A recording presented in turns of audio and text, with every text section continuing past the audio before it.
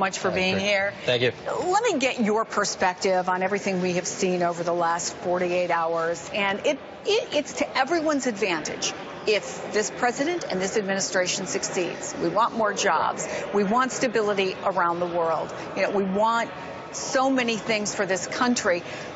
Where do you see, sort of in perspective, what's happened over the last 48 to 72 hours? You want real facts or alternate facts for this conversation? Real opinions. Real opinions. Hopefully some real facts. I'll say this first. I agree with your premise that just forget Democrat, Republican for a second. As Americans, it's better for all of us if the President of the United States succeeds, if things go well. That said, this has been, and this is an opinion, but I think close to objective fact, the worst start of an administration that we have seen in the last 100 years. Many of us had deep concerns that really were non-ideological, that this would be a president that does rather rash and bizarre things, that this is someone who comes in and is impulsive and more concerned about gratifying his own ego than doing the job. And look what we've seen already the first 48 hours. Going over to the CIA, lying in front of everyone about something as small as crowd size, talking about how many times he's been on the front page of the Time magazine, when you're standing there right in front of the wall of those who have given their lives in defense of this country as intelligence officers. And we saw people who agree with your point of view come out in phenomenal numbers.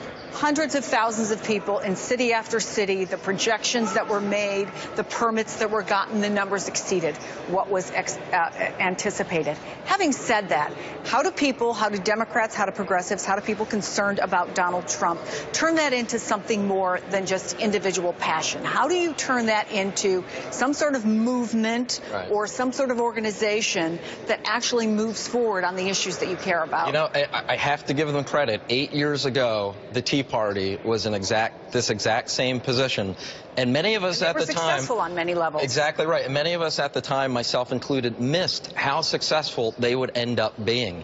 I think those of us who are left of center are actually looking to them as sort of a model and blueprint of how, when you don't have the presidency, you don't have Congress, you don't have the majority of state legislatures, but you have passion and activism on your side, you can affect the debate and ultimately take control on your own.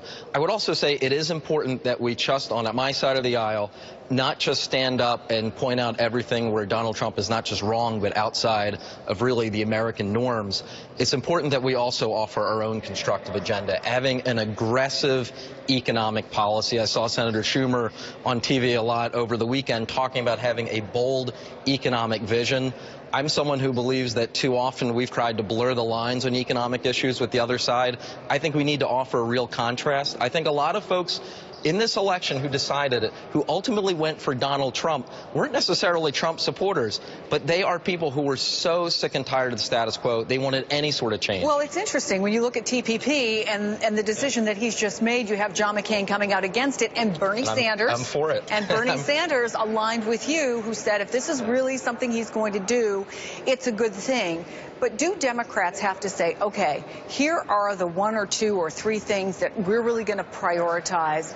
Can you go tweet for tweet, issue for issue? Because already he's talked about Obamacare, he's talked about abortion, he's talked about trade. He's moving through his agenda that he promised for his supporters pretty quickly. I think we have to be true to our principles and our values. So on those issues where his positions actually align with ours, we're going to be intellectually honest. Infrastructure is one. If he really wants to do what Steve Bannon has talked about, a real $1 trillion infrastructure program, he'll find support on the Democratic side, and he'll have a tough time with the Republican side of the aisle. We will work with him on that. Unlike the Republicans who stood up and opposed Obamacare, even though it was originally their idea in the 90s, just because now Obama's for it, we're not going to do that. We will be intellectually honest.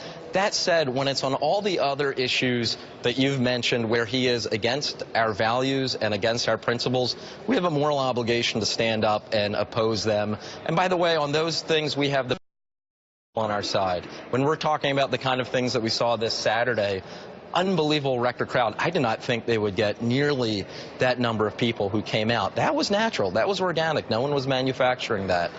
It shows you the passion and the deep concern that's out there about some of the things Donald Trump stands for. Do you think his inaugural speech fueled some of that? I think it added fuel to the fire. That was already there. But I fully expected an inaugural which would have been similar to his election night speech, which was very gracious, might not have in the end meant a whole lot, but at least was saying the right things. He didn't even do that. He doubled down on some of the ugliest, most negative, most divisive rhetoric that he had during the campaign. I put out on Twitter myself that JFK and Reagan spoke of America as a shining city on a hill. He literally spoke of American carnage and spoke of America as an inner city slum. That is a real contrast to previous presidents. You know, one of the things that was pointed out over the last couple of days, including by Kellyanne Conway, is that Donald Trump got tremendous crowds. He motivated people to come out, just in the way that we saw again over the weekend. And I'm curious if you've checked in with your office, if they're making they're making notes or tallying up numbers. What's been the response from your constituents to what's happened? Well, I can tell you in the last 2 months, and I was just speaking to a Democratic political leader about an hour and a half ago about this, we have had double and 3 times the amount of people who usually come out to local Democratic meetings in November and December. I was shocked. We had this in suburban Philadelphia.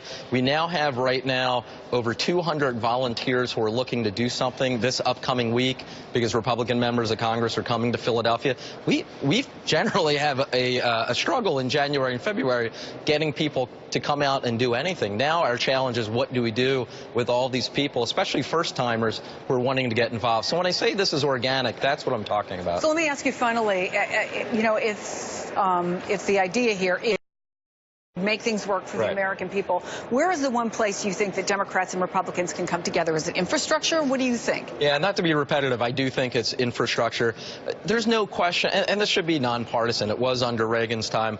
A century ago, we were the unquestioned leader in the world when it came to infrastructure. Today, most nonpartisan engineering reports don't even rate us in the top 20. We want to compete and win in the 21st century. That's a Democratic priority, a Republican priority. It's something that unites the Chamber of Commerce, unites the building trades. We should do a real infrastructure bill, and we should do it bipartisan. Congressman Boyle, thank you so much.